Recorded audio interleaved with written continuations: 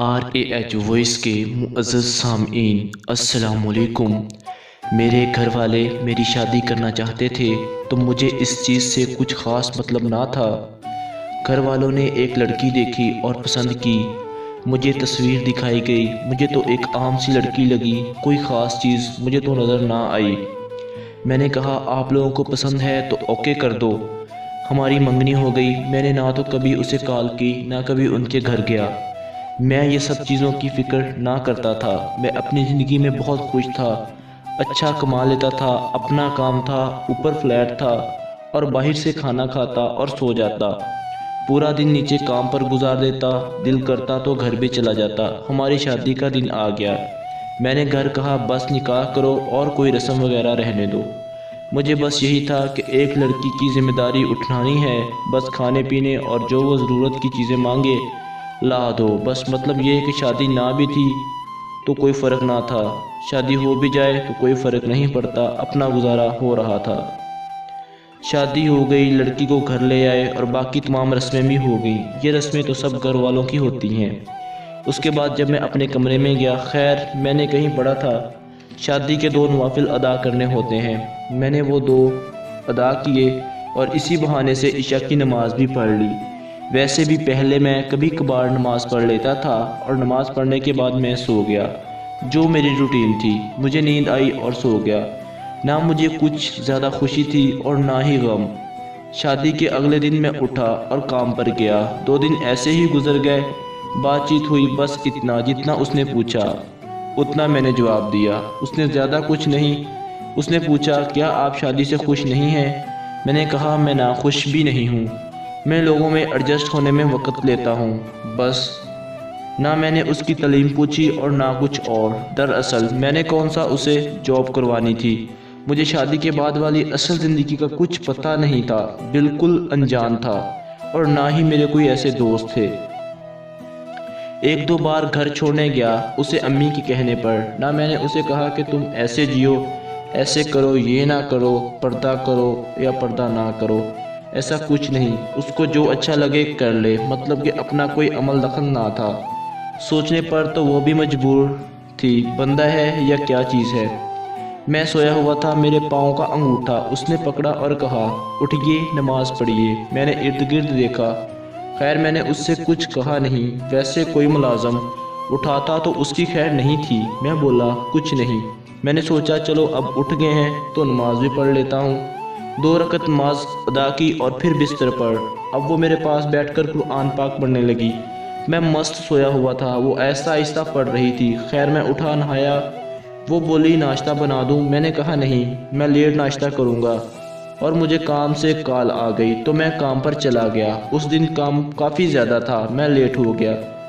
میں گھر نہیں گیا، فلیٹ پر ہی سو گیا۔ اگلے دن گھر گیا تو امی نے کلاس دی اور کہا کہ گھر کیوں نہیں آئے؟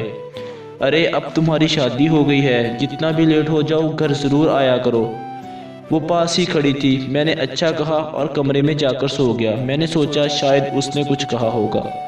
تھوڑی دیر بعد وہ بھی کمرے میں آ گئی۔ میں نے پوچھا امی سے کچھ آپ نے کہا؟ اس نے کہا نہیں، میں نے کچھ نہیں کہا۔ اگلی صبح اس نے مجھے اٹھایا اور خود جائے نماز پر کھڑی نماز پڑھ رہی تھی۔ اب بندہ نماز کے لیے اس کو اٹھانے پر کیا کہے؟ اب تک ہمارے درمیان ازدواجی تعلق قائم نہیں ہوا تھا۔ خیر میں اٹھا اور شرم و شرمی وضو کر کے نماز پڑھنے لگا۔ اس کے بعد اس نے کہا آپ میری ایک بات سنیں۔ میں نے کہا جی کہیے۔ میں آپ کی بیوی ہوں۔ میں نے کہا جی جناب پتہ ہے۔ تو اس نے کہا بیوی کے کچھ حقوق ہوتے ہیں۔ میں نے کہا جی یہ بھی پتہ ہے۔ اس کے بعد وہ قرآن پڑھنے لگی، میں خاموش موبائل پر گیم کھیلنے لگا۔ ہماری شادی کو 5 دن ہو گئے تھے اور اگر اس کی جگہ کوئی اور لڑکی ہوتی تو شاید مجھ پر نامردی کا الزام لگا کر مجھے چھوڑ جاتی۔ اگلی رات وہ میرے ساتھ شرارتیں کرنے لگی اور میرے جسم کو سہلانے لگی، تو پھر میں نے جیسے تیسے اس کا حق زوجیت ادا کر دیا۔ یوں سمجھے اس نے اپنا حق لے لیا۔ وہ لڑکی آہستہ آہستہ میری زندگی میں داخل ہونے لگی۔ خیر میرے بھی مزے ہونے لگے، ہر چیز تیار ملنے لگی، کپڑے جوتے وغیرہ ہر چیز اپنی جگہ پر ملتی، کہیں بھی پھینک دو۔ نماز پڑھنے لگا تھا، مطلب زندگی پہلے سے بہتر ہو رہی تھی۔ اس کے آنے سے کافی کچھ بدل رہا تھا اور اب ہم کافی گھل مل گئے تھے۔ اس نے قرآن پڑھنا تو میرا سر اس کی گود میں ہوتا یا اس کی ٹانگ پر۔ آواز بہت پیاری تھی، اکثر سو بھی جاتا۔ جب تک میں خود نہ اٹھتا وہ جگاتی نہیں، قرآن پڑھتی رہتی۔ اب میں کام پر اکثر لیٹ بھی ہونے لگا۔ اس کی گود میں سر رکھ کر سونے کا مزہ ہی کچھ اور تھا۔ ایک بات اور، ایک دن جب میں کام پر جانے لگا تو اس کو آواز دی اور ایسے ہی اس کا ماتھا چوم لیا۔ شام کو گھر آیا تو رنگ روپ ہی بدلا ہوا تھا۔ میں نے اتنا خوش کبھی کسی انسان کو نہیں دیکھا تھا۔ میں نے سوچا یہ تو کام ہی بہت آسان ہے، اب ہر روز ماتھا چوم لیتا ہوں۔ وہ کہیں بھی ہوتی ہے، اگر وہ گھر میں مصروف بھی ہوتی ہے گھر کے کاموں میں، تو کوئی نہ کوئی بہانہ کر کے کمرے میں آ جاتی ہے تاکہ میں اس کا ماتھا چوم سکوں۔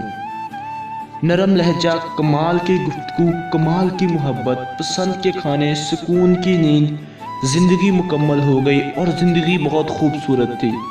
زندگی میں لوگ کیسے چپکے سے داخل ہو جاتے ہیں اور آپ پر حکمرانی کرنے لگتے ہیں۔ کیا جرأت ہماری جو کسی بات پر نافرمانی کر سکیں۔ میرا تو کئی بار اسے دل نکال کر دینے کو بھی دل کیا۔